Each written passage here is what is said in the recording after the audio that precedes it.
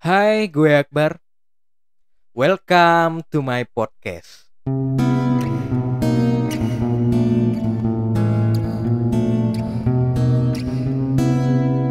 Pernah kepikiran apa itu yang dinamakan kepedulian? Dan seberapa banyak kita harus peduli? Dalam artian ukuran kepedulian itu seperti apa? Karena ketika kita terlampau peduli, istilahnya peduli yang melampaui batas, kita menderita. Jadi apakah peduli itu salah? Betulnya enggak. Tapi karena kita terlampau dan melebihi kapasitas diri kita terhadap kepedulian itu sendiri, makanya kita menderita. Jadi misalnya gini, kita terlalu peduli sama teman kita, akhirnya kita mengorbankan sesuatu, atau kita maksa-maksain dia ini apalah segala macem gitu ya. Tapi waktu kita di posisi yang sama seperti dia nggak memperdulikan kita. Karena di balik kepedulian yang terlampau tinggi terselip rasa pamrih, ketidaktulusan dalam bersikap. Jadi dalam peduli pun sebenarnya ada takarannya. Bukan cuma ke circle pertemanan aja ya, ke hal apapun sebetulnya. Kita terlalu peduli sama omongan orang ya salah, kita nggak terlalu peduli juga ya salah juga. Karena kan kita hidup di tatanan sosial, kita harus tahu tuh titik-titik di mana kita harus benar-benar peduli dan titik di mana kita harus nggak peduli sama sekali bahkan gitu loh. Jadi ada manajemennya sebetulnya, tapi itu di batin ya, bukan kayak rumusan akuntansi, bisnis atau matematika gitu ya yang ada rumusan jelas. Enggak, itu lebih kepada pemahaman kita secara rasa gitu. Memahami sebuah situasi tertentu kita harus bersikap seperti apa. Jadi kepedulian itu sendiri nggak bisa dilepaskan dari kebijaksanaan. Karena begitu kita peduli, kita pasti membutuhkan kebijaksanaan untuk menyikapi sesuatu itu. Kita harus bisa presisi, betul-betul menghadapi sebuah keadaan. Kalau enggak, ya kita nantinya terlalu menderita. Istilahnya gini deh, contohnya ya. Kita mau pergi ke kafe ya gitu ya sama teman-teman. Dijemput lah sama salah satu sahabat kita, misalnya. Jadi dia bilang, wah, lu kok nggak matching banget ya bajunya ya, norak banget. Ih, ganti. Kita kan mau ketemu cewek nih, cewek cakep lu, ini apa segala macem.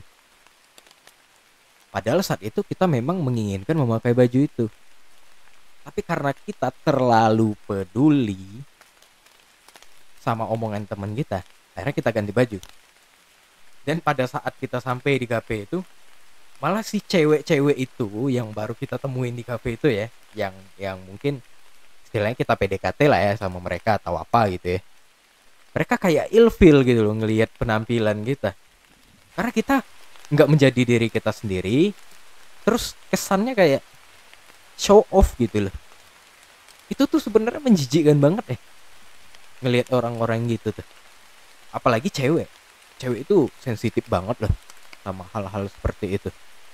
Sebenarnya semua manusia seperti itu, tapi karena cewek lebih sering mengandalkan perasaan dia, makanya batin dia tuh terlatih untuk merasakan sesuatu. Kalau cowok kan kebanyakan lebih ke logical ya. Tapi ada juga beberapa cowok yang udah sering istilahnya bersosial atau punya circle di mana-mana, biasanya dia terlatih secara otomatis rasa itu sendiri. Jadi kalau kita terlalu peduli, kita kita sama aja kayak ini konteksnya terlalu peduli omongan orang ya. Jadi kita tuh meletakkan harga diri kita ke orang lain. Kalau ada orang yang menilai kita jelek, kita minder. Kalau ada orang yang menilai kita jahat, ya kita merasa bersalah. Ya segala macam lah. Padahal mereka itu nggak sepeduli itu loh. Yang mereka pedulikan adalah respon kita terhadap mereka. Balik lagi kan itu ego mereka yang ingin mengeksploitasi kita menjadi sesuai apa yang mereka inginkan. Jadi kalau mau peduli ya yang di luar sana, kita harus menimbang dulu kapasitasnya seperti apa. Karena kadang-kadang seseorang itu cuma ngomong ngaco aja sih, basa-basi doang. Kayak misalnya, wah rambut lu jelek banget ini. Dia tuh cuma nyari bahan pembicaraan doang gitu loh, nggak ada maksud apa-apa sebetulnya. Tapi karena kita terlalu peduli, akhirnya kita kita turutin kehendak dia, yang padahal dia sendiri nggak sepeduli itu. Jadi sebenarnya ketika kita memang ya bener-bener terlalu peduli sama apapun, kalau bagi gue kita mengalami sindrom kepedulian. Jadi mengemis-ngemis terus, mengemis dipedulikan. Makanya banyak banget ya di Instagram ya khususnya ya, orang-orang tuh share quotes galau, terus kata-kata mutiara yang katanya bijak tanda kutip itu ya, supaya dipedulikan, supaya dianggap, wah kamu bijaksana, wah kamu lagi sedih ya, ayo sini bersandar sama aku. What the hell? Padahal mereka nggak sepeduli itu, cuman di chat doang. Begitu kita samperin, mereka ngindar-ngindar, wah aku lagi sibuk, aku lagi ada kerjaan, ya dan segala macam tetek bengek alasan itu. Kadang-kadang kalau ngelihat fenomena itu gue mau ketawa sendiri sih. Ya tapi gue sadarin lah, enggak semua orang menyadarin itu. Nah yang perlu ditekankan, ini opini gue loh. Entah di dunia ini hanya gue yang beranggapan seperti itu, atau ada juga. Gue cuman share aja apa yang gue rasain dan yang gue alamin.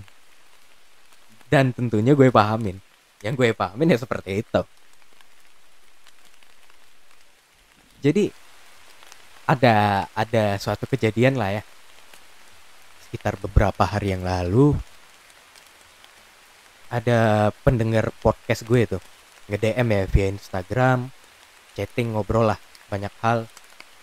Terus akhirnya dia menceritakan kejadian-kejadian yang baru dia alamin lah, istilahnya curhat lah ya, mengenai masalah romansa.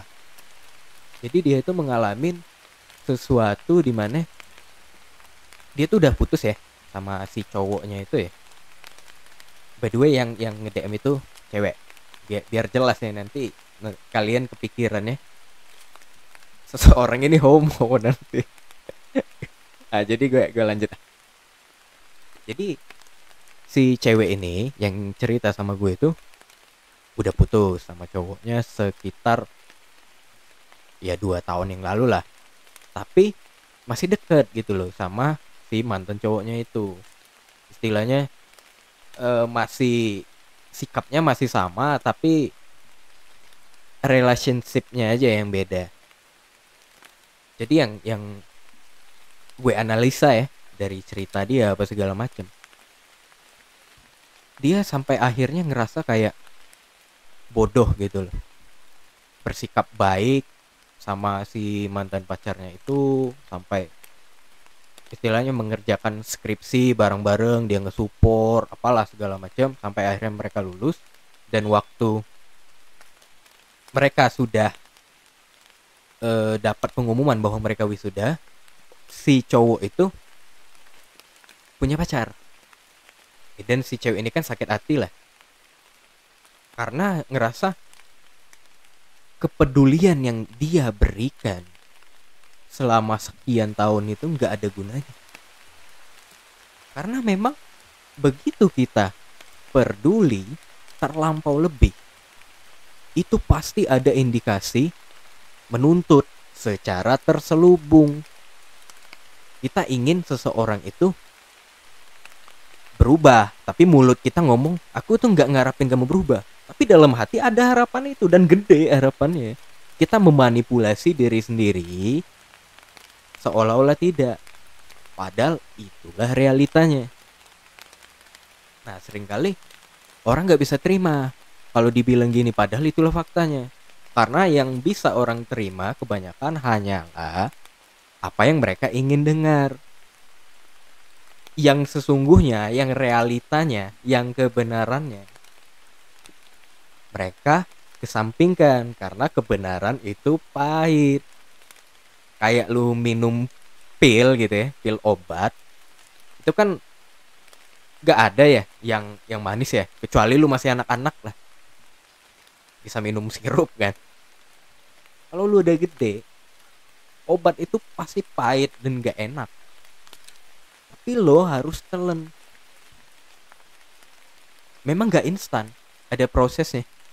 Begitu lo telan, lidah lu rasanya jadi gak enak gitu ya, jadi kayak berasa pahit gitu kan. Tapi lu nikmatin aja proses itu. Begitu obatnya itu udah terekstraksi di dalam diri kita dan menyebar ke seluruh sel-sel itu, kita akhirnya sembuh. Itu dia yang seringkali orang gak mau alamin, menelan obat itu. Padahal konsep kehidupan itu seperti itu. Begitu kita sudah bisa menerima kepahitan itu, kita akan melihat kebahagiaan setelah hujan badai.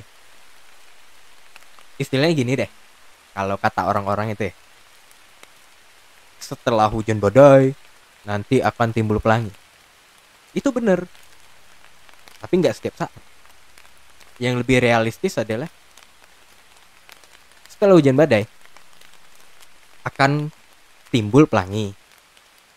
Terus langit biru tak berawan, langit berawan, langit mendung, terus ada sunset, ada sunrise, terus terjadi gelap malam, ada badai lagi. Itu lebih realistis. Jadi kita bisa menerima segala sesuatu dan segala kondisinya. Kalau kita cuma mengharapkan satu titik aja yang ingin kita raih dalam hidup, itulah yang membuat diri kita menderita nggak ada habis-habisnya. Kita hanya menginginkan sesuatu itu terwujud terus, tapi kita nggak bisa ngelihat ada kemungkinan lain yang bisa kita nikmatin gitu loh. Kita nggak kunjung bersyukur.